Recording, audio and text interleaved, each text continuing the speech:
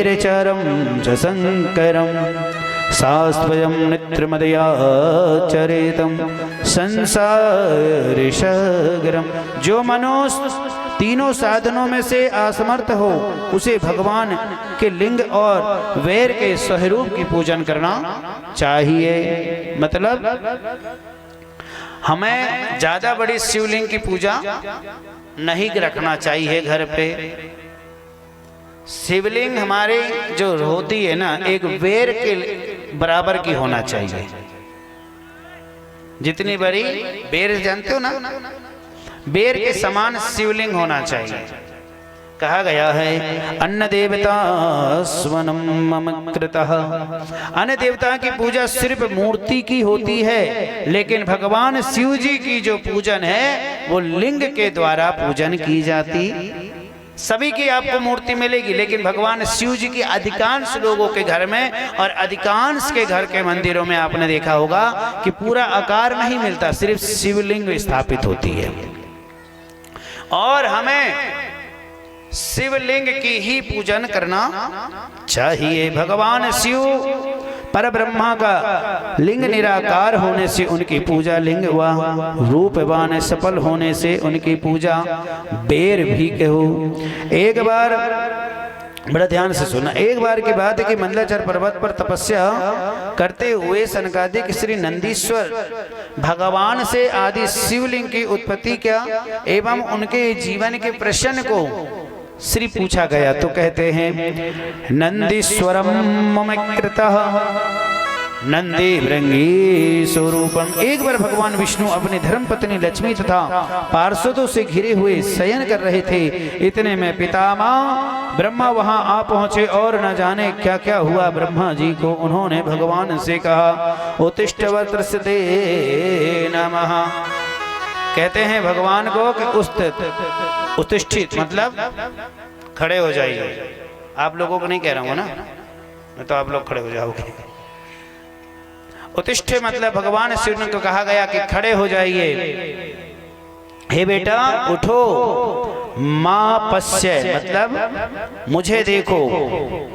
तब नाथम त्रिगृतम तुम्हारे स्वामी यहाँ पर आए हुए हैं। विष्णु जी मुस्कुराते हुए स्वस्त्री कहते स्वगतम वस्त्रम तृष्ट प्रति वित्रम दिवसः। भगवान विष्णु कहते हैं अरे वस्त्र तुम्हारा कल्याण हो, आओ बैठो, मैं तुम्हारा पिता हूँ। ब्रह्मा जी कहते हैं पिता मन्वस्यते जगता पाता च तव वस्तकः। अरे पुत्र मैं सारे जगत का पिता हूँ, इस हिसाब से मैं भी तुम्हारा पिता ही कहा जाऊंगा। स्वाभाविक है। भगवान कौन है? ब्रह्मा जी जगत के पिता हैं। कथा अगर आप सुने ना तो कृपा करके मोबाइल को 2-4 घंटा के लिए लॉक कर दिया करो। बिल्कुल मोबाइल की तरफ ध्यान नहीं दिया करो। बिल्कुल भगवान शिव जी में भक्ति में डूब जाइए। बड़े सौभाग्य हैं आपके, मैं मजाक नहीं कर रहा हूँ, रियल बता रहा हूँ। आप बहुत बड़े सौभाग्यशाली हैं कि इस मोहल्ले में चांदा मेटा में इतनी सारी भागवत हुई है, इतनी सारी, लेकिन आप सक्षम छोटे से व्यक्ति लोग ने इतना भव्य रूप शिव महापुराण का कार्यक्रम जो रखा गया है, बड़ा भव्य रूप से सुनिए। मैं इसीलिए मैं आपको एक एक श्लोक पढ़ के सुना रहा हूँ, क्योंकि इस श्लोक का बहुत बड़ा महत्व है शिव महापुराण में। मैं हम चाहें तो आपको सीधे सीधे कथा बताकर, लेकिन शिव महापुराण की कथा मैं चाह रहा हूं कि आपके जीवन में एक एक शब्द जाए, एक एक श्लोक आपके कान में जाना चाहिए। क्योंकि अधिकांश आप लोगों ने सिर्फ कथा सुनते हैं, श्लोक नहीं सुनते, लेकिन श्लोक का महत्व बहुत ज्यादा है। विष्णु जी कहते हैं मत्स्तम जगदितम वस्यम मनुष्य त्रवे चरेत मन्यादिमित विचते ज्वातः पुत्रस्ते भविष्य तथः। यहाँ पर जब माना नहीं गया ना भैया, तो भगवान विष्णु और ब्रह्मा जी का महायुद्ध प्रारंभ हो गया। दोनों में युद्ध प्रारंभ हुआ। विष्णु की बात नहीं मानी गई तो लीला करते हुए दोनों में आपस में युद्ध करने लगे। युद्ध न देखते ही देखते विकराल रूप धारण कर लिया। भगवान विष्णु ने महेश्वर अस्त्र का साधन किया और ब्रह्मा जी पशु पात्र एवं अस्त्र शस्त्र का धारण करने के लगे। देवताओं में हाहाकार मच गया। देवताओं में हाहाकार मच गया। सब देवताएं इधर उधर भाग कर शंकर की शरण में गए और बोले, शंकर भोला भंडारी शरण में आए तिहारी। ऐसे भजन भी है लेकिन भजन नहीं गाएंगे, ठीक है। इसमें कहा गया, शंकर भोले भंडारी शरण में आए तिहारी, लाज रखो आज हमारी, यह युद्ध को करो आप शांत। सभी देवतागण इत्यादि दौड़कर भगवान शिव के पास गए और शिव के पास जाकर कहे कि प्रभु शिव शंकर समान प्रभु, आप त्रिनेत्रधारी हैं, आप जटा मृग छालाधारी हैं प्रभु। ये जो युद्ध हो रहा है आपस में, ये युद्ध जो है ना वो आपस का ही है। मतलब ब्रह्मा और विष्णु कौन है? आपस के। शिव कौन है? आपस के। कहते हैं ना, सदा भवानी दाहिनी सन्मुख रहे गणेश और तीन देव रक्षा करे, ब्रह्मा विष्णु महेश। ये तीनों एक मैया। एक बात याद रखना, भविष्य में शंकर को जो कोई काम करना होगा ना पहले ब्रह्मा से पूछेंगे, और ब्रह्मा जी को कोई काम करना होगा तो विष्णु से पूछेंगे, और विष्णु को जो काम करना होगा तो ब्रह्मा से शिव से पूछकर कोई कार्य तीनों करते नहीं हैं। लेकिन तीनों जो भी करते हैं उसमें कोई छंदी विच्छेद कोई व्यक्ति नहीं निकालता। आप और हम कोई कार्य करें तो ढेर छंदी विच्छेद निकालेंगे कि नहीं ऐसे से ऐसा था, नहीं वैसे से वैसा करना चाहिए, वो क्या करते फलाना ठिकाना। देवताओं ने भगवान शंकर से युद्ध रोकने की प्रार्थना की। तब भगवान शंकर ब्रह्मा और विष्णु के मध्य में एक अग्नि स्तंभ के रूप में प्रकट हो गए। जैसे ही युद्ध को रोकने के लिए भगवान ने स्वयं एक अग्नि स्तंभ करके वहां पर भगवान शंकर जी विराट रूप को लेकर प्रकट हो गए। बोलो श्री शंकर भगवान की। क्योंकि देखो शंकर जी ही है एक ऐसे देव महाराज जो हमें युद्ध से रोक सकते हैं। मैंने जहां तक कि कल चर्चाएं किया था ना कि काली जी का भी विराट रूप को शंकर जी ने ही रोका, तो अग्नि का स्वरूप लेकर भगवान शंकर जी को युद्ध को रोकने के लिए ब्रह्मा जी और भगवान नारायण दोनों को अस्त्र उसी अग्नि स्तंभ में लीन हो गए। तब दोनों ने निर्णय लिया कि हम इस अग्नि स्तंभ को और दूर कर कर पता बताएंगे। भगवान विष्णु सूकर रूप धारण करके नीचे की ओर गए और ब्रह्मा जी हंस का रूप धारण करके ऊपर की ओर चले गए। भगवान नारायण तो अग्नि स्तंभ का घोर घोर ना हो पाकर लौट आए, किंतु ब्रह्मा जी के मन में अभिमान आ गया। ब्रह्मा जी के कृत को देखकर भगवान शिव जी को कभी कभी हंसी आ गई। शिव जी को हंसते हुए देखकर उनके सिर का एक केतकी का फूल समझते हो लगे हैं आपके घर पे, किसी के यहाँ लगा होगा केतकी का फूल ना। वैसे केतकी का फूल पहले तो वर्जित था चढ़ाना, लेकिन जब शंकर जी ने बोले तो चढ़ना प्रारंभ हुआ है। तो यहाँ पर बड़ी सुंदर कथा बताया। केतकी का जो पुष्प है वो शंकर जी जब हंस रहे थे ना तो हंसते हंसते उनके सिर से नीचे गिर गया।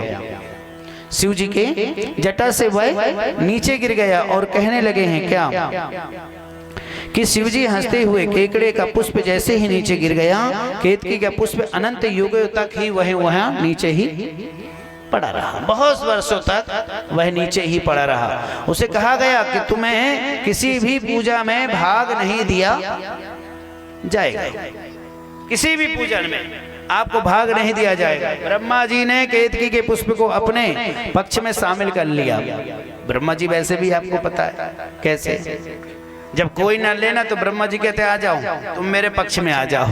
और जब शंकर जी और ब्रह्मा जी का युद्ध और विष्णु का युद्ध हो रहा था तो स्वाभाविक है ब्रह्मा जी तो यही चाहते थे कि मेरे पक्ष में जितने लोग आ जाएं उतने ही ठीक है।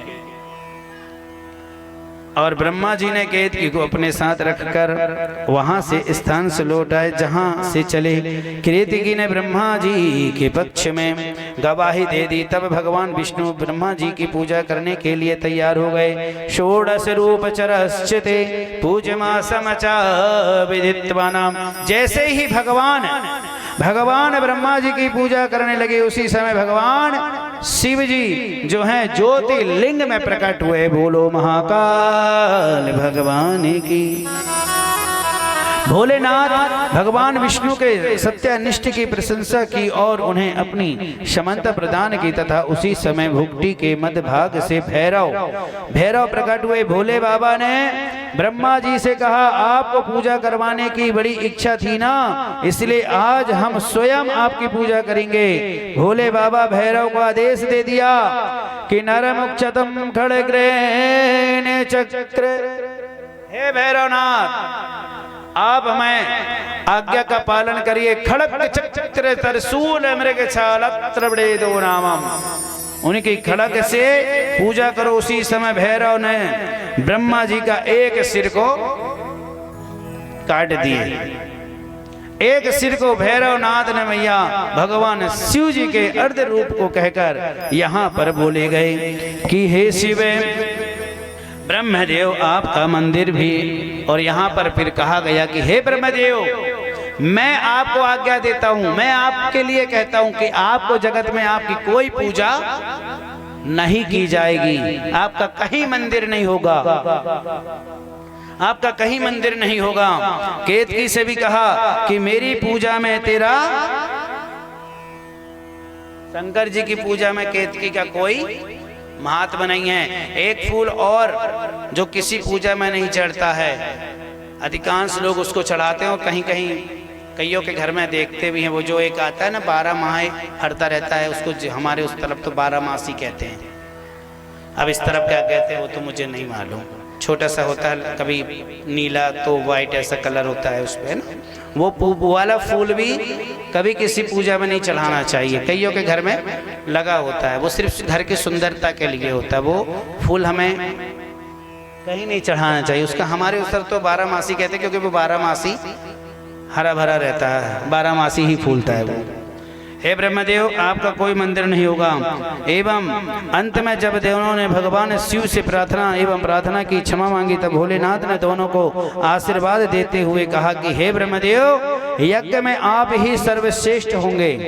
फिर भगवान देखो, मैंने कहा ना हो, पहले तो शंकर जी क्रोधित हो गए, फिर शंकर जी ने क्या दिए बोले ब्रह्मा जी को, बताएं। ब्रह्मा जी को बोला गया कि हे ब्रह्मदेव, जब ये यज्ञ होगा, जैसे कि अभी जो आपके सिंहवाहिनी मंदिर में होने वाला है, तो जैसे ही आप यज्ञ के अंदर प्रवेश करोगे ना, तो आप देखना एक किनारे ब्रह्मा जी का स्थान मिलेगा आपको। भगवान शिव जी ने कहा कि हे ब्रह्मदेव, आपको सर्वप्रथम यज्ञ में प्रथम स्थान दिया जाएगा।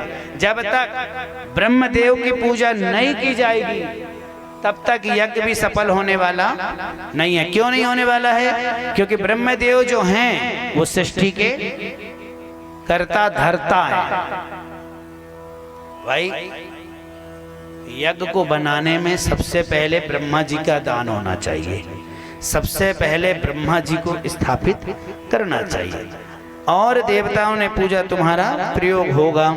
आगे भगवान शिव जी कहते हैं, दिन में तत्र पूर्णम भविष्यति नमः तमः शिवरात्रि विख्यातम तृतीरेशम ममो प्रिया। आज यह तिथि शिवरात्रि के नाम से, जिस दिन ब्रह्मा जी को कहा गया था, उसी दिन से शिवरात्रि का पर्व जो है, शिवरात्रि का जो महिमा है, शिवरात्रि की जो पूजा है, यह मूर्त चित्र देशु सहितात्मनम, आज से यह तिथि सबसे ज्यादा प्रिय मुझे होगी।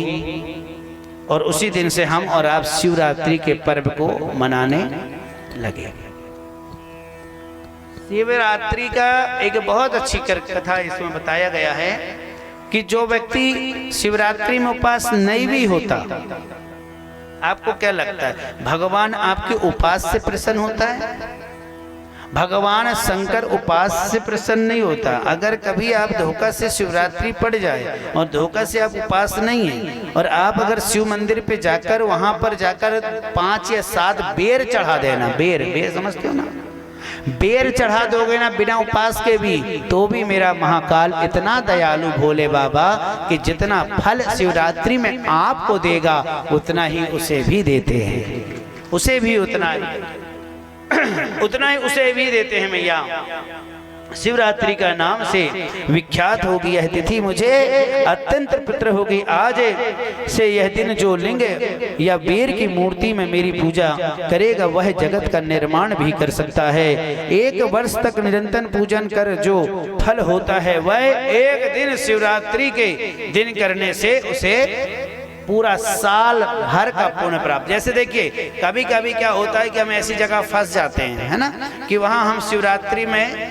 पूजा नहीं कर पाते, बेर की पूजा नहीं कर सकते, तो हमें जब स्नान करते हैं तो हाथ पे इस प्रकार शिवलिंग बनाकर, ध्यान से सुनना और देखना भी, इस प्रकार शिवलिंग बनाकर हमें उस शिव अंगूठे का भी पूजन करके शिव की ही लिंग का के बराबर उसकी पूजा मानी जाती है।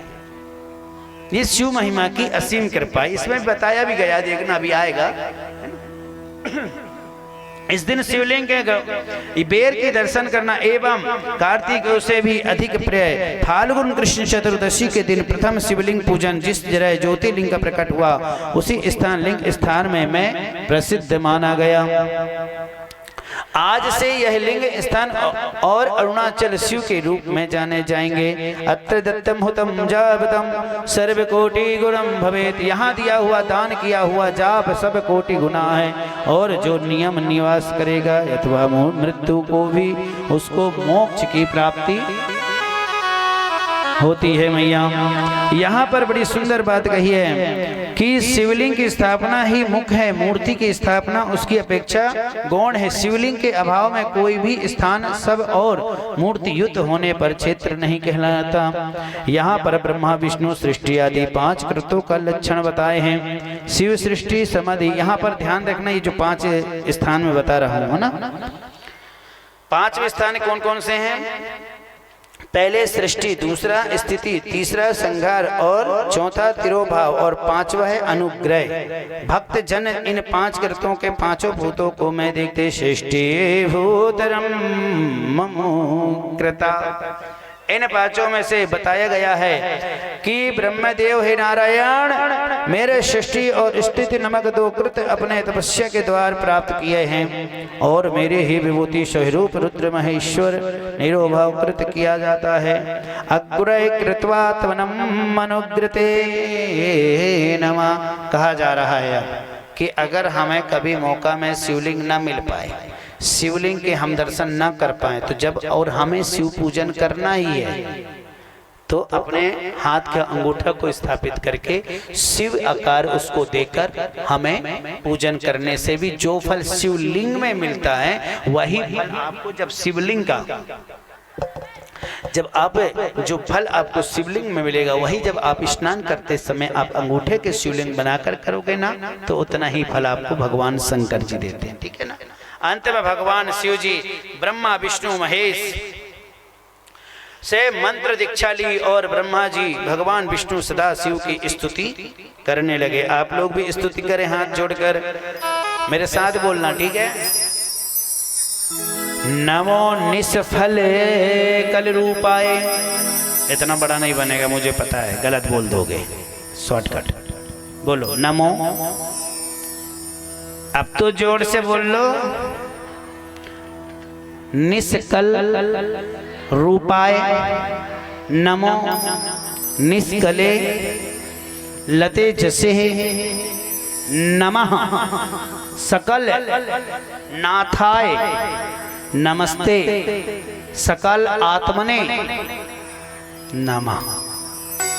ये है हमारे शिव जी की स्तुति, है ना। इस प्रकार करके शरीर पे लगा।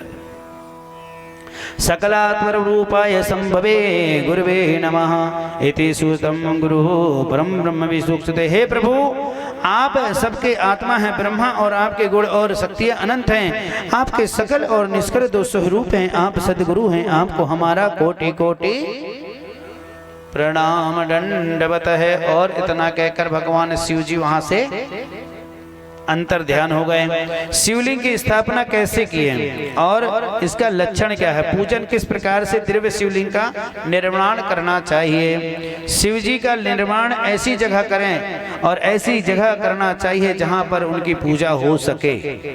ध्यान से सुनिए, ऐसी जगह उनकी पूजा उनको स्थापित करिए जहां पर उनकी पूजा हो सके। ऐसा मत करिए कि हमने उधर खेत में स्थापना करके आ गए हैं भैया, जब धान होए गेहूं होए तभी हम जाकर पूजा करें।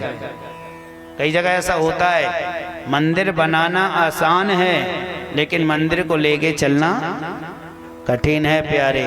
इसलिए मैं तो आपसे कहूं कि आप मंदिर बनाओ, मैं मंदिर बनाने के लिए रोकूंगा नहीं, लेकिन आप कोशिश ये करना कि मंदिर बनाने से अच्छा ये है कि आप नगर में घूमिए और जो मंदिर गिरता होगा, जो मंदिर में कभी पुताई नहीं होगी, जिस मंदिर में ईंट वहाँ की गिर रही है, सीमेंट लगा हुआ नहीं है, गुम्मज गिर रहा है, कलश गिर रहा है, तो कोशिश करिए कि उस मंदिर पे जाकर उसकी काया बदल दो तो आपको मंदिर बनाने का ही फल मिलेगा। आप यही जो मंदिर यहाँ बनाओगे जो गिरता होगा ना, उस मंदिर का जीर्णोद्धार कर दीजिए, उसमें आपको ज्यादा फल मिलेगा। और घर में मंदिर बना रहे हो तो सबसे पहले पुजारी की व्यवस्था करना। एक ना एक व्यक्ति को परमानेंट उस पे रहना चाहिए कि भैया आपको डेली पूजा करना है मंदिर की, क्योंकि भगवान हमसे और आपसे जुड़ जाता है। मंदिर बना लेना आसान, मंदिर बनाने से कोई मतलब नहीं है। आप अभी यहाँ से छिंदवाड़ा जाओ, छिंदवाड़ा जाते समय मार्ग में इतनी जगह मिलेंगे आपको कि कहीं भी सिंदूर पोत के झाड़ के नीचे टिका दिए। जब रात के समय पर जाओ तो उस मंदिर में दिया जलता हुआ तक नहीं मिलता। कहने का मतलब समझना मेरा कि अगर किसी का मान नहीं कर सकते हो तो हमें अपमान भी नहीं करना चाहिए। और सबकी मार दिखती है प्यारे, लेकिन भगवान शिव की मार दिखती नहीं है।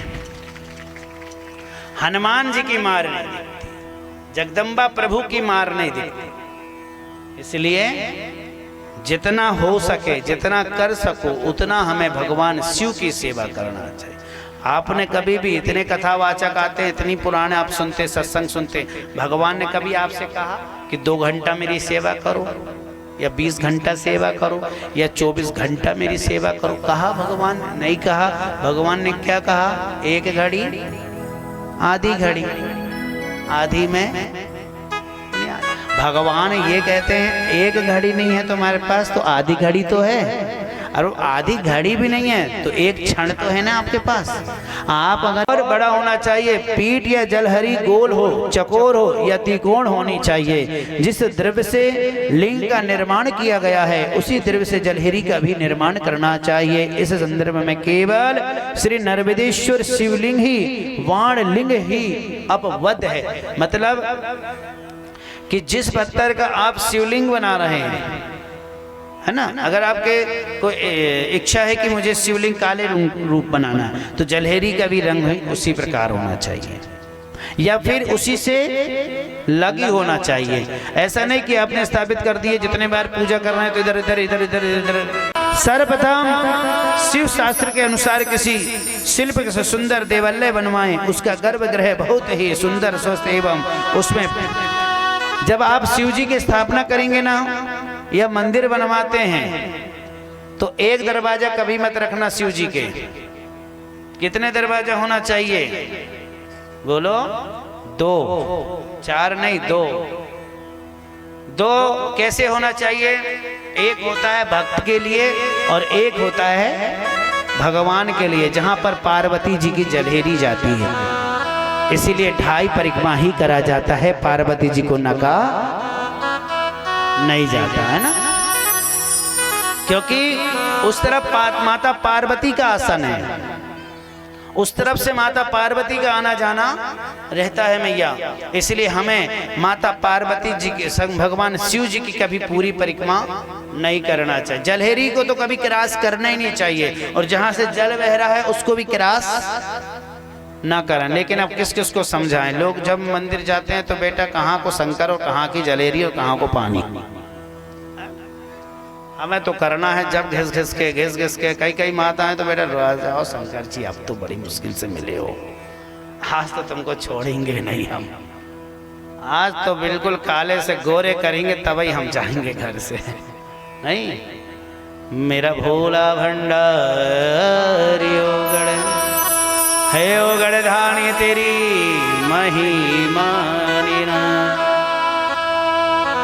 और यदि नर्मदेश्वर लिंग का न हो तो अथवा समस्त देवभ्यो सहितस्व देव भक्तम ममः, यहाँ पर बताया गया है मैया कि शंकर देवी माता पार्वती की गोद में बिठाकर विराजते हैं, वैसे ही यह शिवलिंग सदा पीठ के साथ ही विराजमान होना चाहिए। इस प्रकार से 16 उपचार बताया गया है। यदि श्रद्धा सहित शिवलिंग को हम पूजन करके नमस्कार करते, देखिए भगवान शंकर जी इतने अच्छे हैं कि आपसे पूजा करते नहीं भी बन रहा है ना, और जाकर भगवान को सिर्फ नमस्कार कर रहे हैं। क्या कर रहे हैं? नमस्कार।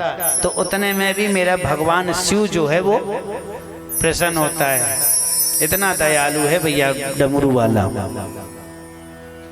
इस प्रकार से मैया शिवलिंग मिट्टी का, आटे का, गाय के गोबर का, कनेर के पुष्प का, फल का, गुड़ का, माखन का, अन्न का शिवलिंग बनाकर भी उनकी पूजा की जा सकती है। यदि आप कहें भैया हम तो स्नान करके ही हम सब यह कैसे कर पाएं, तो भगवान यहाँ पर मैंने अभी आपसे फिर डबल बार लिखा है कि सब कहें मैया तो हाथ के अंगूठे को भी लिंग बनाकर उसकी पूजा को पूर्ण कर सकते हैं।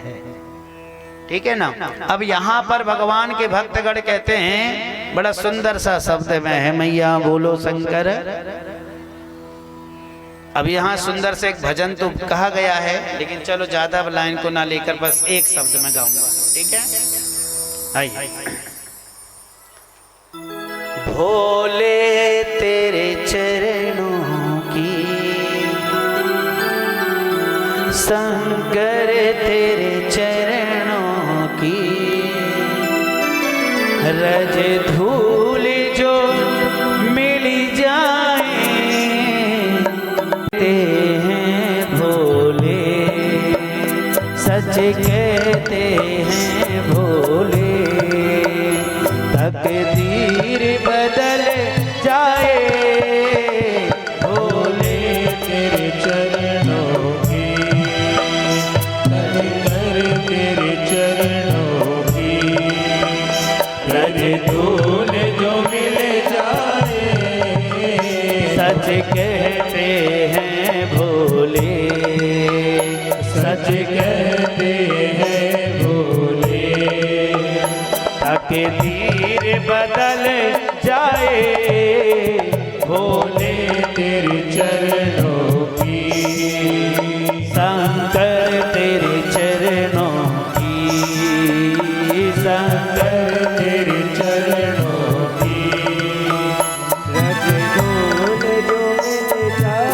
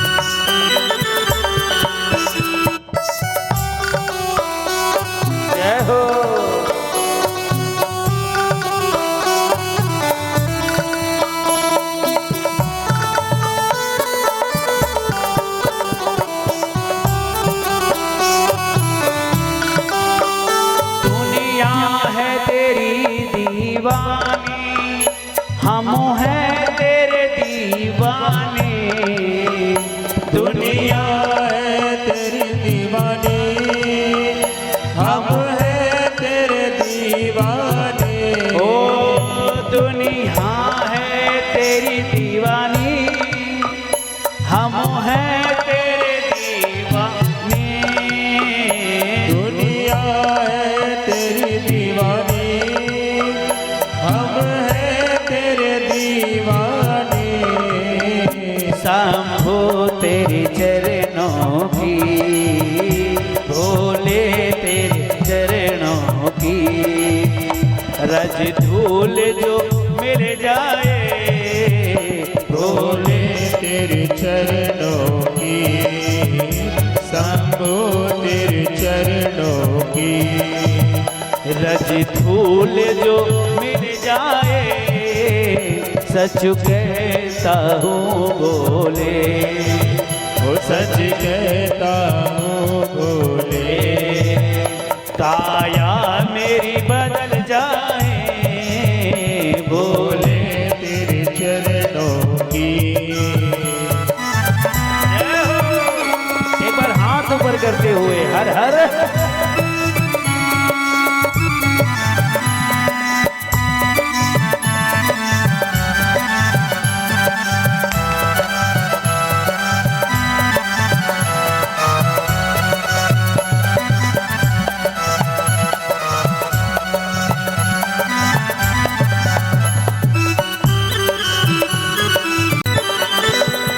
दुनिया में है लाखों, तेरे जैसा कोई नहीं। दुनिया में है लाखों, तेरे जैसा कोई नहीं। ओ दुनिया में है लाखों, तेरे जैसा कोई नहीं। दुनिया में है लाखों, तेरे जैसा कोई नहीं। तुझे अपना हम माने, तुझे अपना हम माने। दुनिया से क्या हमें करना, भोले तेरे चरणों की। भूल जो मिल जाए, सच कहता हूँ मेरी, वो सच कहते हैं भोले, सच कहते हैं भोले। तकदीर बदल जाए, भोले तेरे चरणों की। जय हो।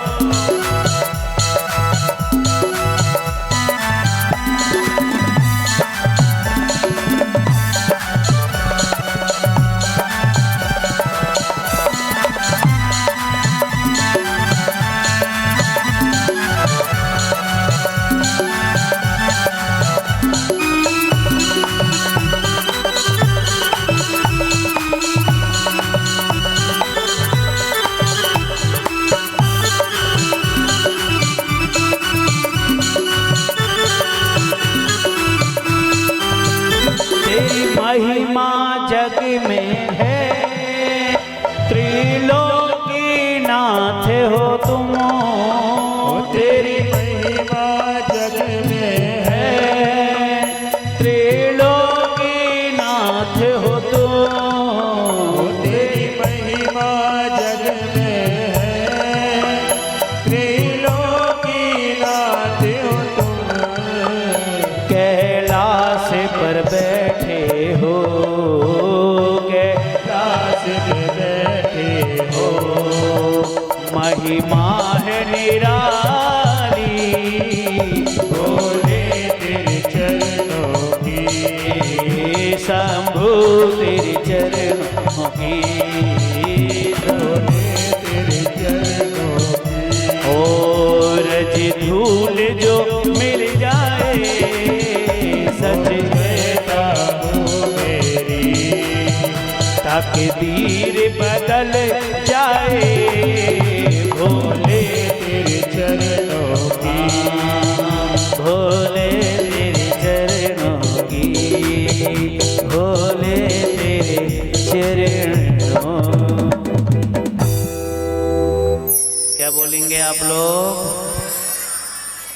क्या भाव से सिद्ध कर लेते हैं डेली। अब बताइए 10,000 जाप करने से कितने वर्ष में करना है?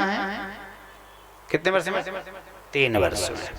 3 वर्ष में अगर 10,000 मंत्र का या 10 लाख का मंत्र का, 10,000 तो आप जरीन कर लोगे, ये समझ के चलिए कि 10 लाख करना है आपको।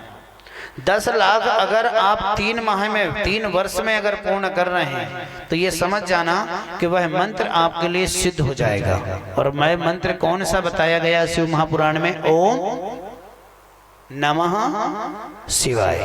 यहाँ बीच में कथा में एक मंत्र और मिलेगा आपको, देखना, जिससे नर को क्या कौन सा जप करना चाहिए और नारी को कौन सा जप। श्री शिवाय नमस्तुभ्यम तो चलो अभी अभी चल रहा है, बाकी तो भाई पुराने समय से तो हमको तो यही सुनने में आ रहा है कि ओम नमः शिवाय, जिससे समस्त पापों का नाश होता है।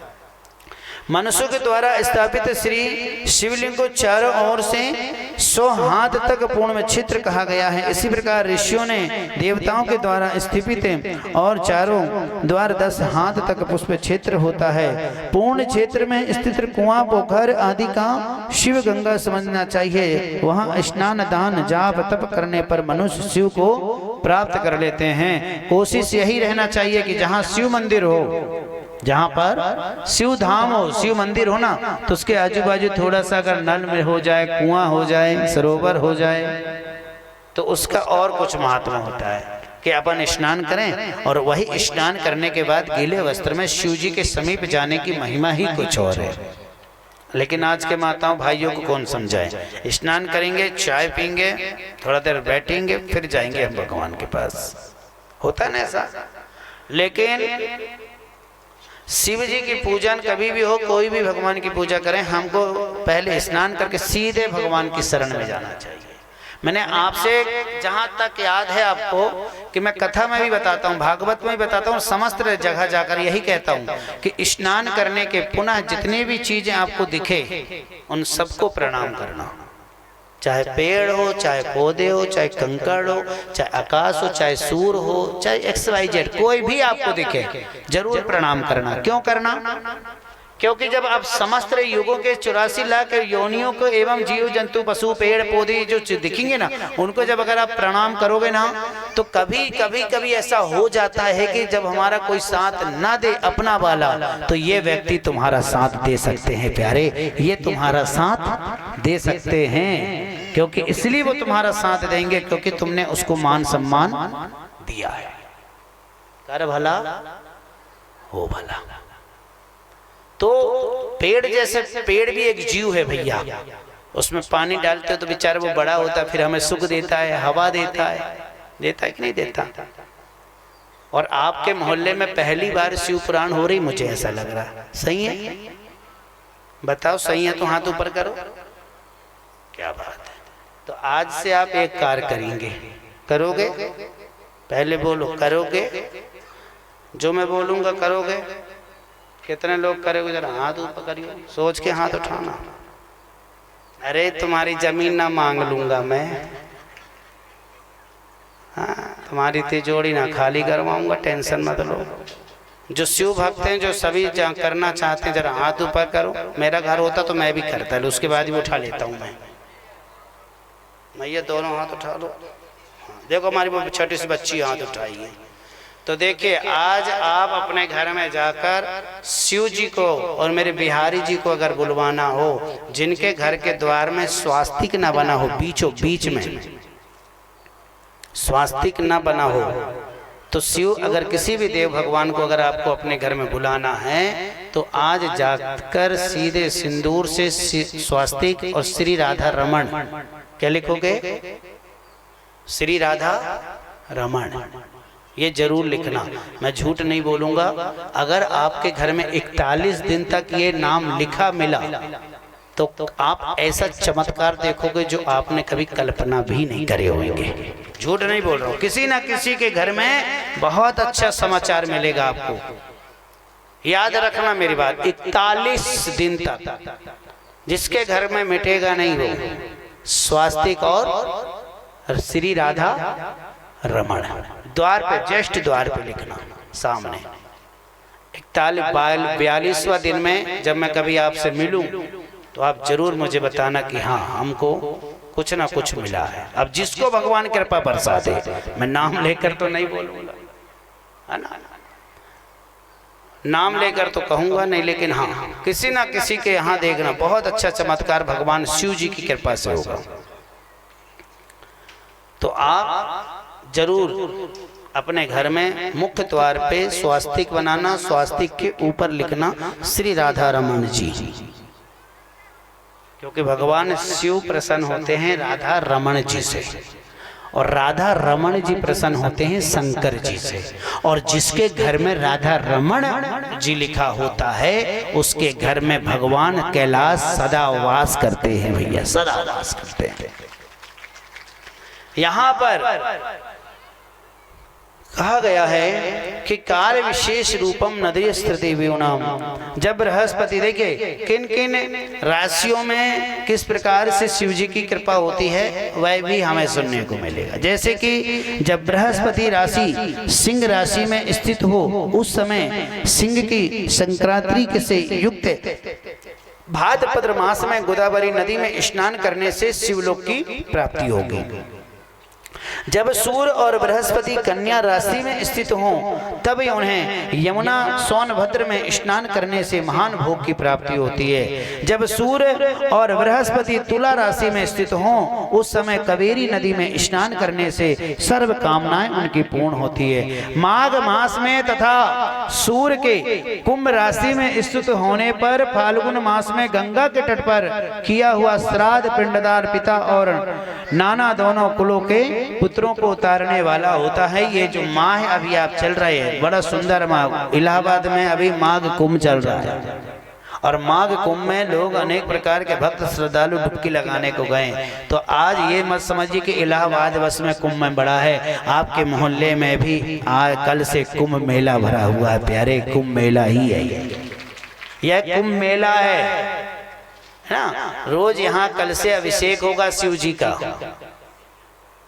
है ना। मैंने कल से कहा, लेकिन कल से प्रातः 9 बजे से, ठंडी का समय है, अपन 10 बजे दे देते हैं टाइम, ठीक है। 10 बजे से शिव पार्थिव जो माताएं भाई लोगों को अभिषेक करना हो तो अपने अपने घर से शिव पिंडी बनाकर लाएं और श्राद्ध पिंडदान एवं आदि पूर्ण क्षेत्र में रहकर जीवन बिताया जाए तो जीव के पूर्व के सारे पाप नष्ट हो जाते हैं। पूर्ण क्षेत्र में कोई पाप नहीं करना चाहिए, क्योंकि पूर्ण क्षेत्र में किया गया पाप है ब्रज लेप हो जाता है और वह कई कल्पों में पीछा छोड़ता रहता है। मैया मानस ब्रज लेप मतु कल्प कल्पना ऋतु तथा।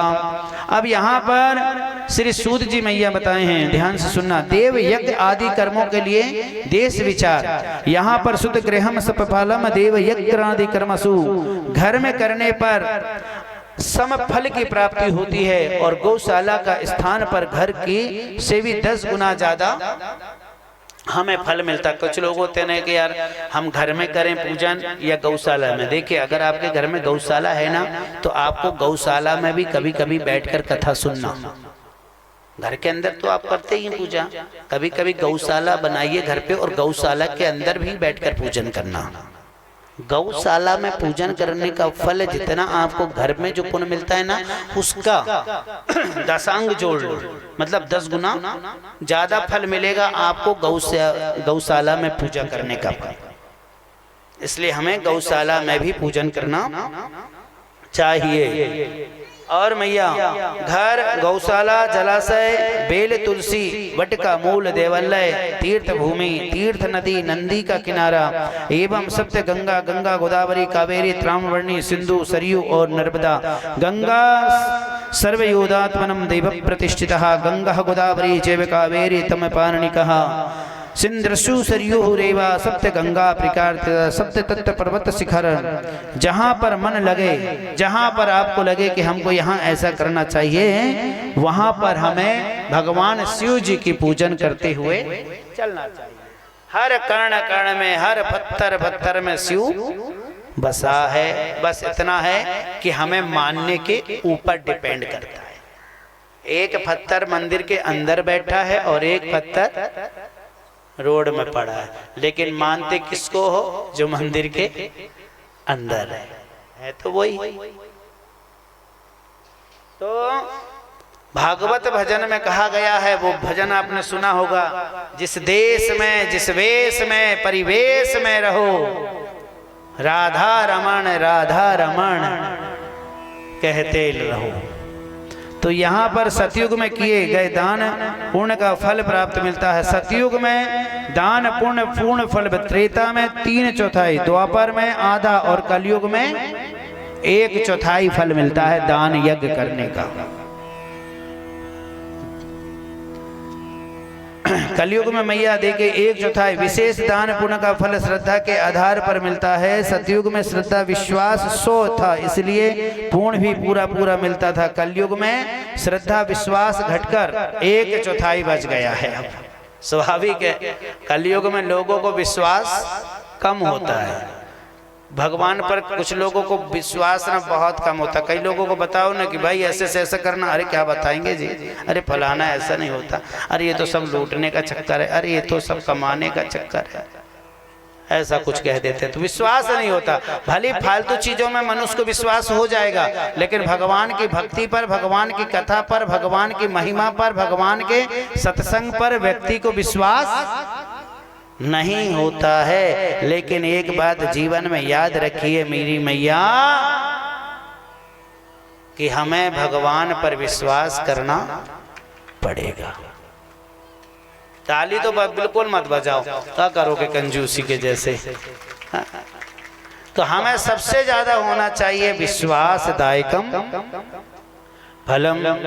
यहाँ पर सूर्य कब हमें सत्कर्म करने का सबसे बड़ा पुण्य मिलता है? सूर्य संक्रांति सूर्य दर्पणम ममे ग्रहण। चंद्र ग्रहण जिस दिन किया गया सत्कर्म करके संक्रांति की उपेक्षा से 100 गुना की इत्यादि का फल भगवान शिव जी हमें दिया करते हैं। दान का उत्तम पत्र कौन है? तपोरिष्ट योगी है, ज्ञान निष्ठयति यथात्मनम है। यहाँ पर गायत्री जाप करने वाला ब्राह्मण दान का उत्तम पात्र है। हमें दान भी मैं बता दूं आपको, दान भी हमें कैसे व्यक्ति को देना चाहिए, कैसे व्यक्ति को दान देना चाहिए? जो गायत्री करता हो, जो संध्या करता हो, जो 2 टाइम गायत्री का जाप करता हो, 2 टाइम संध्या करता हो, एवं बिना स्नान करे भोजन ना करता हो, ऐसे व्यक्ति को हमें दान करना चाहिए, जो हमें पुण्य प्राप्त को मिलाता है। भैया सर्वयानम दानम प्रतिष्ठितः सर्वयोग विद्या शनवयोगरात्मनम ललाटपटग्रहीणाम देवता सांग्रेश्वतनम। जो व्यक्ति रविवार के दिन किसी ब्राह्मण को दशांग भोजन कराते हैं, वह अगले जन्म में 10 वर्ष तक निरोग रहते हैं। जो व्यक्ति रविवार के दिन 10 ब्राह्मण को दशांग भोजन कराते हैं, वह अगले जन्म में 100 वर्ष तक निरोग रहते हैं। यहाँ पर बहु मन वृत्त्यात्मनम निभो प्रतिष्ठ सेवदावनम यहाँ बताया गया है। भोजन के 10 अंग हैं मैया, ध्यान से सुनिए। 10 अंग कौन कौन से हैं? पहला अंग है सम्मान पूर्वक बुलाना, दूसरा ललाट पर चंदन आदि लगाना, तीसरा है पद सेवन, चौथा वस्त्र, पांचवा गंध आदि से पूजन, घी, छठवा है घी और माला पुष्प आदि से सुंदर भोजन, 6 रस व्यंजन, दक्षिणा सहित तांबूल और नमस्कार और अनुग्रमम। मतलब इन 10 की परिभाषा है कि हम किसी को भी बुलाएं तो मान सम्मान से बुलाएं, और जब आए तो उसके मस्तक में चंदन अवश्य लगाएं, फिर उसके पदक सेवन मतलब चरण को धुलाएं, फिर उसको सुंदर सा वस्त्र दान करें, फिर उसके बाद उसके मस्तक को आप भी तिलक लगाएं, गंध इत्यादि और घी का दीपक दिखाना चाहिए, आरती उतारना चाहिए, माला इत्यादि पहनना चाहिए, और 6 प्रकार का रस का व्यंजन उन्हें दें, और फिर भोजन कराने के बाद दक्षिणा दें, फिर उन्हें नमस्कार करें और फिर अनुक्रमण करें। मतलब जब जाने लगे तो फिर उनसे अनुग्रह करिए, फिर उनसे कहिए भैया बार बार आइए, बार बार आप आए। इस प्रकार से उन्हें अनुग्रहित करें। विद्या ददाति विपुनम। विद्या, यदि विद्या की कामना हो तो ब्राह्मण कामना बालकों को दशंग भोजन कराना चाहिए। पुत्र की कामना हो तो युवक और ब्राह्मणों को दशंग भोजन कराना चाहिए। जैसे कि भाई किसी को देखिए बच्चे के लिए तो ढेर सारे उपाय हैं, लेकिन शिव महापुराण में ये भी बताया गया कि जिसके अगर बच्चे नहीं होते हैं तो बेल का जो झाड़ होता है, बेल के झाड़ के नीचे बैठकर मीठी खीर जिस ब्राह्मण का पुत्र हो, बालक, ब्राह्मणी और ब्राह्मण ब्राह्मणी का जो बालक है, इन तीनों को बिठाकर बेल के झाड़ के नीचे बिठाकर उन्हें मीठा खीर खिलाना चाहिए। और उस खीर से थोड़ी सी ब्राह्मण से कह देना कि भाई थोड़ी सी बचा दे, पेट भर के खाएं, ऐसा नहीं कि आधी कटोरी दें उसी से बोलो भैया बचा दे ऐसा भी नहीं, पेट भर के खाने देना, उससे फिर बोलना कि उसमें से थोड़ी बचा दें, और फिर वही खीर को स्वयं को खाना चाहिए बांटकर। ठाकुर जी और महाकाल की अगर असीम कृपा होवेगी तो जरूर शंकर जी प्रसन्न होंगे। भैया शंकर जी का डमरू कब बज जाए कोई जानता है? कब भगवान शिव जी के इनसी कृपा कैसे कर दें आपको। बुद्धि की कामना है 5-8 वर्ष तक बालिकाओं को 10 अंक भोजन कराना चाहिए। सुख भोग की कामना हो 10 युवती स्त्री ब्राह्मणियों को भोजन कराएं। आत्मज्ञान की बुद्धा स्त्रियों को भोजन कराना चाहिए। इच्छा हो तो ब्राह्मण इत्यादि समस्त जनों को भी भोजन करा देना चाहिए। समस्त फलों का उपदेश बताया गया है। और सदा शिव की कृपा से सहा मनोजगिरत गत्वात्मनं देवो पितृयास्पद पुत्रो भवन्तु शिव समान शंकरम प्रात्मनम देव सहिता शंकराय शिवतराय नमः। इस प्रकार से भगवान शिव जी की कथा को आज यहाँ पर जो कथा आपने सुना, आदि शिवलिंग पूजन की विधि कि हमको किस प्रकार से भगवान शिव जी की विधि के अनुसार हमें पूजन पाठ इत्यादि करना चाहिए, है ना। ये विधान है। अभी आपको महत्व ही सुनने में लगेगा कि यार अभी हमको कुछ समझ में नहीं आ रही, लेकिन ये ज़्यादा बेस्ट है जो हम लोग भूल जाते हैं, हम लोग करते नहीं हैं। कुछ लोग होते ना, गए और सीधे लाए और पूजा पाठ करे चले, लेकिन हमको पुण्य नहीं मिल रहा। लेकिन पुण्य हमको तभी मिलेगा जब हम उसका विधान को जानेंगे। और बिना विधान के अगर हम कोई भी पूजन करें, कोई भी पाठ करें, वो हमारे लिए लाभदायक नहीं है। जैसे कि यहाँ तिलदान बताया गया, तिलदान मतलब भूमि दान से भी बड़ा दान कहा जाता है। बलवर्धक स्वयं मृत्यु का निवारक है। और श्रवण दान मतलब वीरदायक, घी दान पुष्टिकारक, वस्त्र दान आयु को बढ़ाने वाला। कुछ ना हो तो वाणी और शरीर के द्वारा यजन करें। यह इदम पठत्रयाग्रम यह श्रोति सदा नरा तस्य वे धर्म बुद्धिश्च ज्ञान सिद्धि प्रजायते। शिवलिंग में कितना भोग लगाना चाहिए? मनुष्य स्वयं के द्वारा निर्मित शिवलिंग में 1 शेर, देवताओं के द्वारा निर्मित शिवलिंग में 3 शेर, स्वभम लिंग में 5 शेर भोग भी लगाना चाहिए। अपन लोग कभी कभी जितना आए उतना ही लगा देते हैं, है ना। लेकिन हमें इतना भोग लगाओ भगवान को कि बेचारा भगवान अकेला नहीं है, ये सोच के मत लगाना। कोई भी भगवान को आप भोजन या प्रसाद चढ़ाते हो ना, तो ये सोच के मत लगाना कि शंकर अकेले ही तो है, भगवान कृष्ण अकेले ही तो हैं, दुर्गा जी अकेली तो हैं। बिल्कुल अकेली नहीं रहती वे, न कोई भगवान अकेले रहते ही नहीं है। ये सोच के चढ़ाना कि भगवान तुम्हारे भक्तगण बहुत हैं, ये कहकर भोग चढ़ाना। क्योंकि भगवान स्वयं नहीं खाता, भक्तों को खिलाते हैं प्यारे, भक्तों को खिलाना। भगवान शिव जी स्वयं नहीं खाते हैं।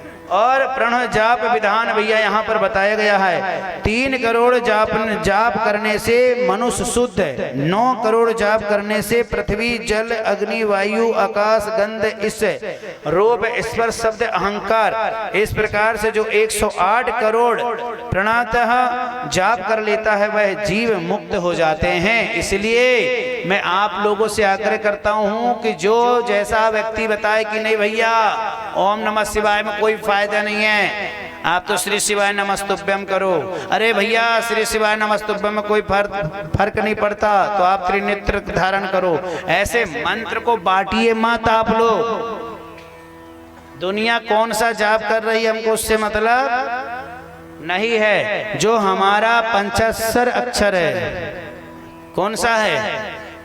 ओम नमः शिवाय, जगत के बड़े बड़े विद्वान गुरु वशिष्ठ जी हो गए, बृहस्पति जी हो गए, गर्ग जी हो गए, स्वयं वेद व्यास जी हो गए, एवं समस्त संसार के जो विद्वान थे, जिन्होंने हमें और आपको सिर्फ एक ही मंत्र बताया गया है, जिसको स्वयं भगवान ब्रह्मा जी, विष्णु जी, स्वयं शिव, स्वयं शंकर ने भी यह जाप किया है। ओम, जोर से बोलो ओम। स्वयं माता पार्वती जी ने भी यह मंत्र का जाप करी है। महामृत्युंजय से पावरफुल अगर कोई दूसरा कोई मंत्र है तो वो है बस ओम नमः शिवाय। ओम नमः शिवाय का अर्थ देखिए, बीच में आपको कथा में सुनने आएगा, अभी तो आप ओम नमः शिवाय बोल रहे हैं, फिर किस प्रकार से हमें यह मंत्र बोलना चाहिए भी आपको सुनने को मिलेगा। नमः शिवाय ओम, इसका फल कुछ और मिलेगा आपको। तो इस प्रकार से शिव महापुराण की कथा आज यहाँ पर विश्राम लेती है। कल की जो कथा होगी नारद मोह धनपति और कुबेर का पूर्व चरित्र की कथा आप सुनेंगे। चतुर्दशी दिन में आपको संध्या देवी की कथा और सती चरित्र शिव माता पार्वती जी का विवाह की कथा सुनेंगे आप और हम, ठीक है। चौथे दिन में बोलो हर हर, जोर से बोलिए। आइए बड़ा भाव के साथ मस्तिष्क साथ एक कीर्तन करते हुए आरती। जब पूजन करे तो शिवलिंग कैसी होनी चाहिए? रस लिंग पारस, संस्कृत में परद है लेकिन पारस स्फटिक, ठीक है। छत्री को वाण लिंग मतलब नर्मदा जी की मिट्टी को लाकर, अगर पिंडी बन जाए तो और अच्छी बात है क्षत्रियों के लिए, और वैश्य के लिए श्रवण मतलब सोना, और शूद्र जो होते हैं शूद्र के लिए है शिलालिंग, शिलालिंग की पूजन करना चाहिए। और स्त्रियों को कौन सी पिंडी की पूजन करना चाहिए बताइए? भूल गया हूं मैं, बताओ। मिट्टी की शिवलिंग जो नारी, अगर भगवान, इसलिए तो 16 सोमवार में शिवलिंग बनाकर करने का महत्व है। कुछ माताएं कहते हैं अरे महाराज जी घर में जो पिंडी है उसी को हम कर लें, तो फिर जब उसी को करना तो ब्राह्मण से पूछते काहे को फालतू दोष लगा रहे हो ब्राह्मण के पास।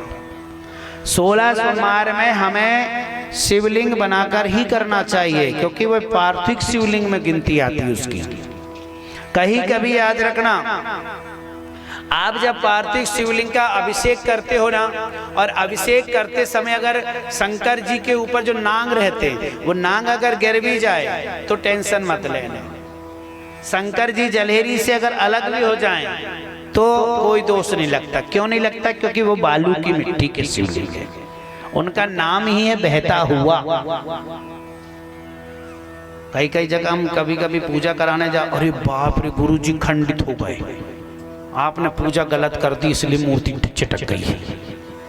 मेरे में इतना पावर नहीं है कि मैं मूर्ति को चिटका सकूं। बता, मेरे में इतना पावर है कि मैं शंकर जी को हिला सकूं। मैं रावण नहीं हूं जो उठा के, भाई वो बालूशाही के मिट्टी के शिवलिंग है। मिट्टी के शिवलिंग की अभिषेक और अच्छा होता है कि आपको विसर्जन करने को लिए जाना नहीं पड़ा, भगवान स्वयं ही चले गए। अपने लोग प्यारे स्वयं भगवान खुद चले गए। उन्होंने देखा भैया बहुत समय लगाएगी जब माता पूजा करने में, इसलिए माता विसर्जन न कर सको कि पहले मैं खुद हिल जाऊं। मैं खुद यहाँ से चला जाता हूँ, क्योंकि भैया शंकर जी को एक को तो नहीं देखना है, और भी लाइन लगाकर बैठे रहते हैं। इसलिए स्त्री को पार्थिव शिवलिंग, स्त्रियां तुम पार्थिवतम लिंगम विरकत विधवा त्वनम देवो सोहितम, जैसे विधवा माताएं होती हैं। अब माताएं विधवाओं को भी कई लोग रोक देते, अरे तू विधवा हो गई है तो तू शंकर जी की पूजा नहीं कर सकती, तो तू या दान नहीं कर सकती, तो तू कलश नहीं रख सकती, तो तू तीर्थ नहीं जाती। अरे मोरी मैया, ये सारे विचार तुमने बनाए हो, भगवान ने नहीं बनाया है। क्या विधवा को जीने का नहीं है? क्या विधवा लोगों को जीने का सहारा नहीं है? क्या विधवा बेचारी हो गई तो क्या तुमने उसको हर चीज से अलग कर दिया? अरे मोरी माँ, ये दुनिया है, कोई आगे और कोई पीछे। अब नारी को कह दिए विधवा, और जब पति चल जाए और ये सॉरी माता चल जाए और पति रहे, फिर पति को क्यों नहीं कहते फिर तू ये ना कर, वो ना कर, फलाना ना कर? पत्नियों के लिए ढेर सारे क्वेश्चन हैं, नारी के लिए ढेर सारे कि ये नहीं करेगी, वो नहीं करेगी, दान नहीं करेगी तो टीका नहीं लगाएगी। अरे भगवान, ये जो श्री जी का तिलक जो है ना लंबा वाला, हर नारी को लगाना चाहिए, विधवा हो चाहे लड़की हो चाहे बच्ची हो चाहे सियानी हो, हर व्यक्ति को लगाना चाहिए। तिलक में कोई परिचित नहीं है, कोई रुकावट नहीं। मैं नहीं, बड़े बड़े संतों से भी पूछ लेना, और बड़े बड़े संत लोग कहते हैं कि नहीं छोटे ठाकुर जी कुछ भी बता रहे हैं तो बता देना मुझे। फिर तिलक लगाने से किसी को वर्जित नहीं है, बस इतना है कि जिसका पति चला जाता है उसको गोल टिकली बस नहीं लगाया जाता है। लेकिन श्री जी का जो तिलक होता है लंबा वाला, ऐसे व्हाइट वाला भी अगर आप चंदन लगा रहे हो, लाल श्री जी भी कर रहे हो, अरे उस समय तो वो और ब्रह्मचारण बन जाती है भाई, वो तो और ब्रह्मचारी धारण करती है, वो तो सारी चीजों से दूर हो जाती है, वो तो सिर्फ भगवान का बनती है। और जो भगवान का बन जाता है, अरे मस्तक नहीं पूरे शरीर में भी तिलक लगा ले तो भगवान का होता है प्यारे, भगवान का होता है। लोग कलंक लगा देते, अरे बड़ी भक्तन बनी है तो तूने। और यहाँ पर जो विधवा होती है रसलिंग का और विधवा स्फटिक लिंग, देख लिए यहाँ कितना बड़ा, जो ब्राह्मण से भी बड़ी पावर वाली शिवलिंग है, वो शिवलिंग का पूजन करने को किसको कहा गया है? विधवा नारी को। स्फटिक जो साला हमको खरीदे से न मिले, इतना महंगा आता है। इतना बड़ा पावरफुल स्फटिक शिवलिंग का पूजन करना चाहिए उन माताओं को। वाण लिंग और स्फटिक लिंग का पूजन सबको करने चाहिए। मिट्टी से बने शिवलिंग की पूजा सर्वश्रेष्ठ। सुंदर सिंहासन पर विराजमान शंकर आदि सभी भक्तों को मैं पूर्विचित रूप से दंडवत प्रणाम करता हूँ। ध्याये नित्यम हे समरजत गिरदम चारु चंद्रम मतांसम रत्नाकलभोजनम रागो पासुमृगभीति हस्तम प्रसन्न्यम। इस प्रकार से भगवान शिव जी का ध्यान करते हुए आज की कथा अब यहाँ पर मैं विश्राम करता हूँ। बोलिए महाकाल भगवान की। हरे हरे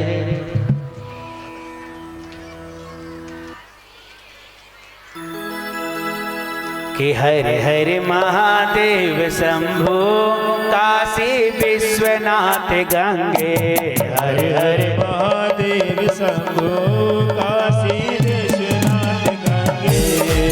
हरे महादेव शंभो काशी विश्वनाथ गंगे। हरे हरे महादेव शंभो काशी विश्वनाथ गंगे। ओ काशी विश्वनाथ गंगे, काशी विश्वनाथ गंगे, हो काशी विश्वनाथ गंगे, हो काशी विश्वनाथ गंगे। हर हर हर हर हर हर हर हर हर महादेव शंभो काशी विश्वनाथ गंगे। हर हर महादेव शंभो काशी विश्वनाथ। सभी लोग खड़े हो जाए मस्ती के साथ, बोलो हर हर महादेव।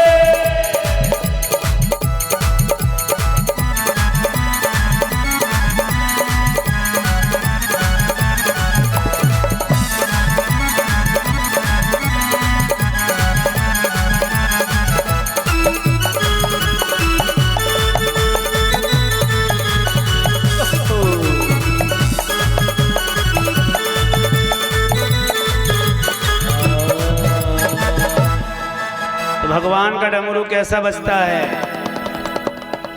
क्या बात है, सबको पता है? तो हाथ ऊपर करो और डमरू बजाओ। कहोगे क्या? कि डम डम डम डम डम डम डम डम डम डम डम डम डम डम डमरू बाजे रे, गोरा के संग में नाचे रे।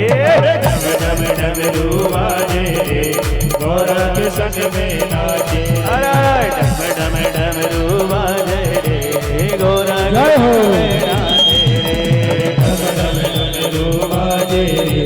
गौरा के संग में नाचे रे। नाचो रे भोला नाचो रे, नाचो रे भोला नाचो रे, नाचो रे भोला नाचो रे, नाचो रे भोला नाचो रे। डम डम डम डम डम डम डम डम डम रूबाजे रे, भोला के संग में नाचे रे। डम डम डमरू बाजे गौरा के संग में नाचो रे। अरे डम डम डमरू बाजे रे, गौरा के संग में नाचे रे। डम डम डमरू बाजे गौरा के संग में नाचो रे।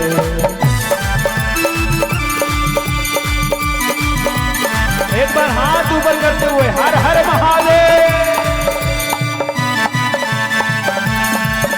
जय हो।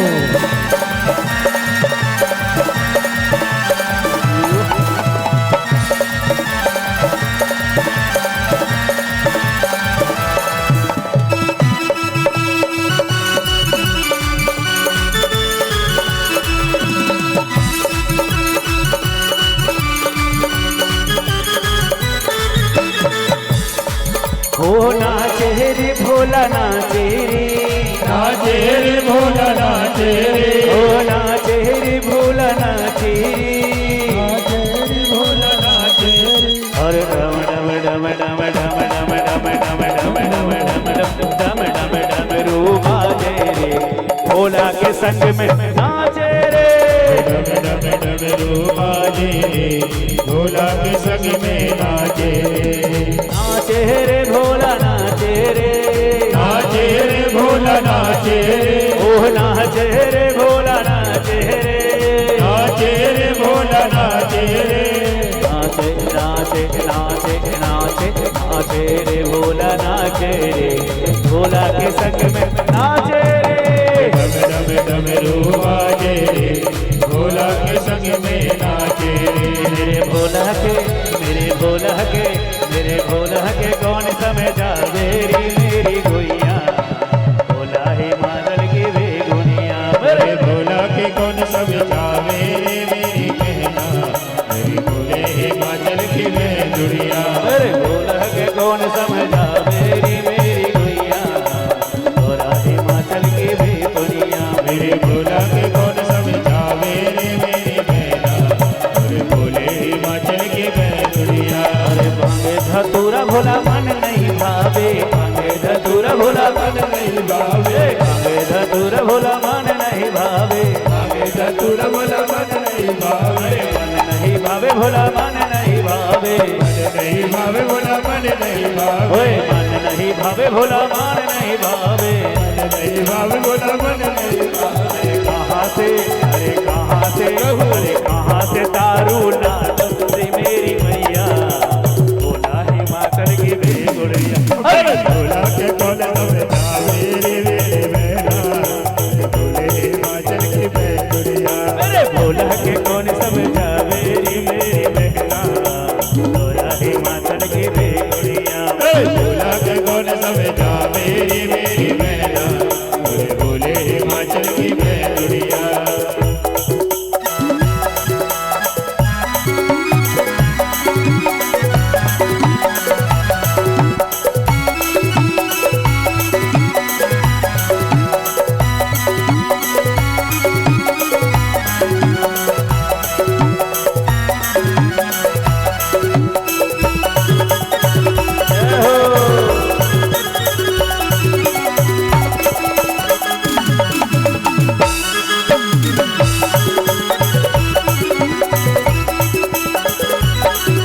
और गाड़ी में मोटर बनोरन नहीं भावे, घोड़ा और हाथी भोला, मन नहीं भावे, अरे घोड़ा और हाथी भोला मन नहीं भावे, घोड़ा और हाथी भोला मन नहीं भावे, अरे मन नहीं भावे भोला मन नहीं भावे, मन नहीं भावे भोला मन नहीं भावे, अरे घोड़ा और हाथी भोला मन नहीं भावे, घोड़ा और हाथी भोला मन नहीं भावे। अरे कहाँ से, अरे कहाँ से, अरे कहाँ से नंदी लालवरी मेरी बेटा, भोला हिमाचल की बेगुनिया। अरे भोला के कौन समझावे मेरी बहना, मेरे भोले हिमाचल की मैं दुनिया। मेरे भोला के कौन समझा मेरी मेरी गुइया, राजा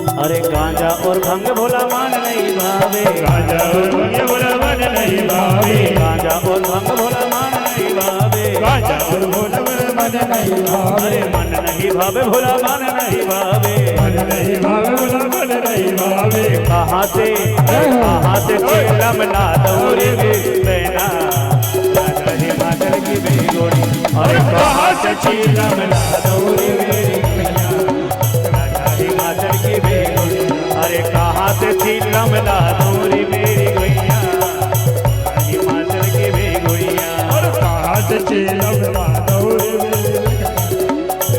हिमाचल की बेगोड़िया। मेरे भोला को मेरे शंकर को मेरे डमरू को मेरे नंदी को मेरे भृंगी को मेरे भोला को मेरे शंभू को मेरे भोला का कौन समझा मेरी गैया राजा हिमाचल की बेगोड़ी, मेरे भोला का कौन समझा मेरी बहना हिमाचल की बेगोड़िया। मेरे भोला का कौन समझा मेरी बहना राजा हिमाचल की बेगोड़िया, मेरे भोला का कौन समझा मेरी बहना मेरे भोले हिमाचल की बेगोड़िया। मेरे भोला के कौन समझा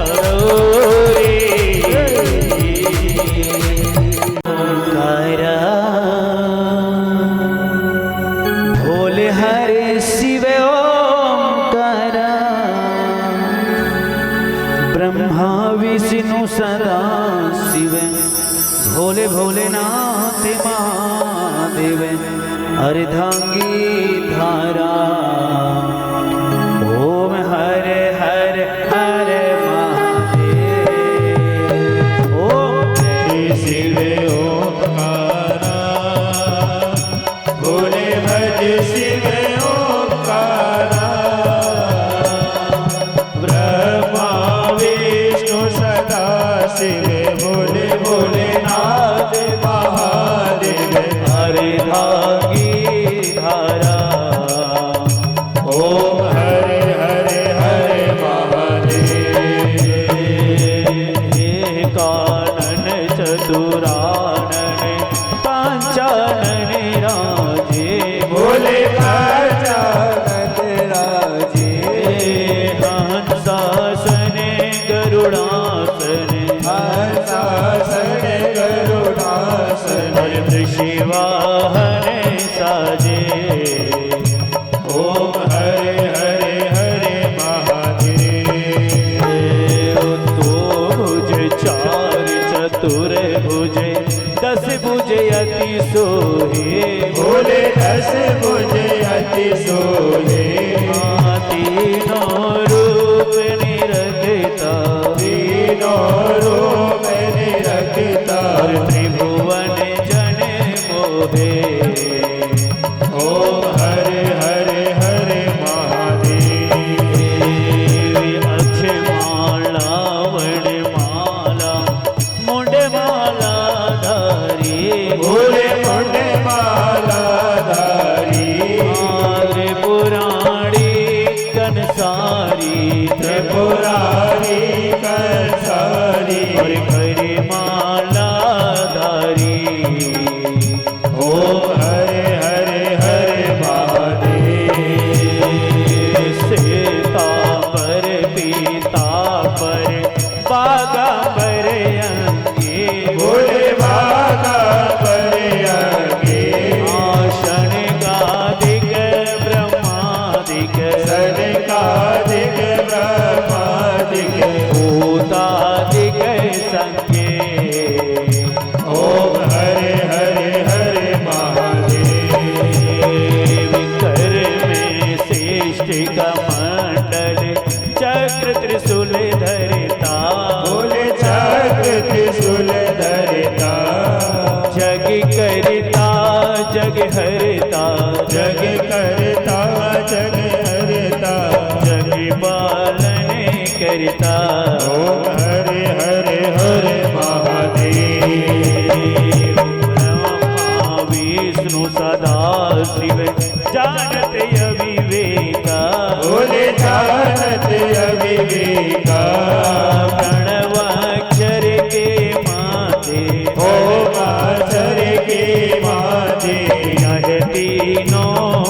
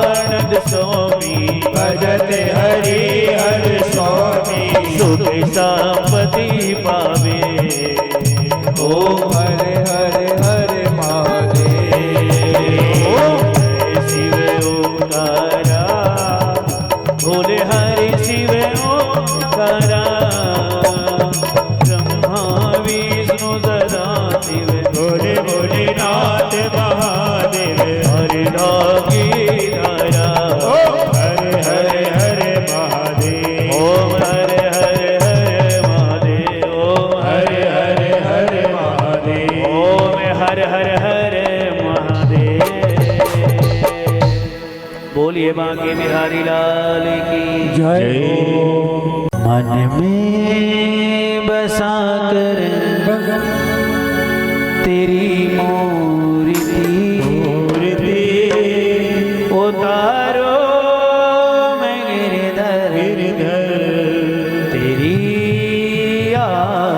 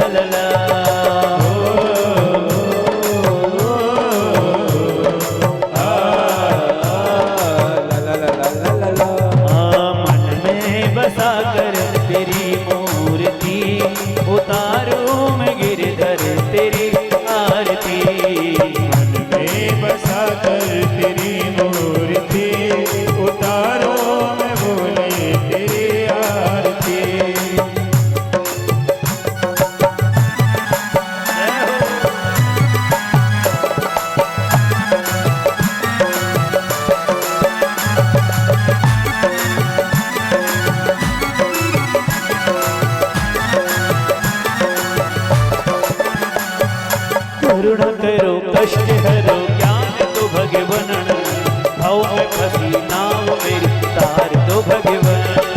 करुणा करो कष्ट हरो ज्ञान दो भगवन भाव में फंसी नाव मेरी तार दो भगवन। ओ दर्द की दवा तू मेरे पास है, ओ दर्द की दवा तू मेरे पास है। अरे जिंदगी दया की मैं भीख मांगती मन में बसा कर तेरी मूर्ति उतारो मैं गिरधर तेरी आरती। मन में बसा कर तेरी मूर्ति उतारो मैं भगवन तेरी आरती। में बसा कर तेरी मूर्ति उतारो मैं गिरधर तेरी आरती।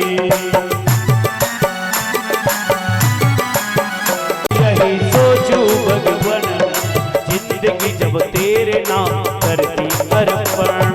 बाप तुझसे काम यही सोचो भगवन जिंदगी जब तेरे नाम करती अर्पण। ओ सब कुछ तेरा कुछ नहीं मेरा, सब कुछ तेरा कुछ नहीं मेरा। अरे चिंता है प्रभु मुझे संसार की। मन में बसा कर तेरी मूर्ति उतारो मैं गिरधर तेरी आरती। मन में बसा कर तेरी मूर्ति उतारो मैं भगवन तेरी आरती। मन में बसा कर तेरी मूर्ति उतारो मैं गिरधर तेरी आरती।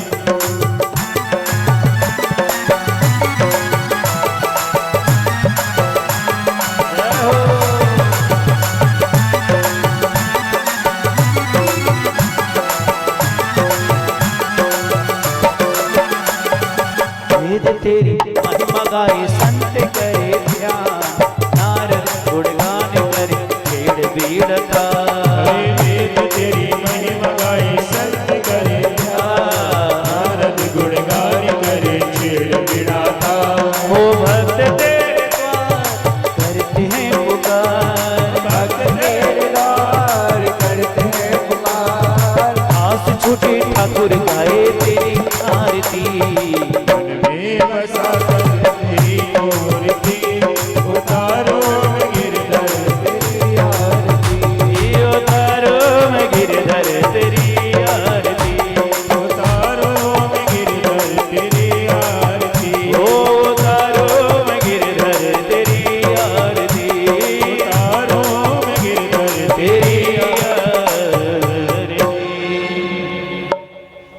करे पूरे गौरम करुणावतारम संसार सारम भुजगेन्द्रहारम सदा वसंतम हृदय वित्ते भवम भवानी लयितम नमामि। मंदाले माला गुलगाले काले कृपालमाल शिशिखराय दिगंबराय च दिगंबराय नमः शिवाय च नमः शिवाय त्वमेव महाराज पिता त्वमेव बन्धु च सखा त्वमेव विद्याधरणं त्वमेव सर्वं देवदेव गुरुर्ब्रह्मा गुरुर्विष्णु गुरुर्देवो महेश्वरा गुरुर्साक्षात् परब्रह्म तस्मै श्री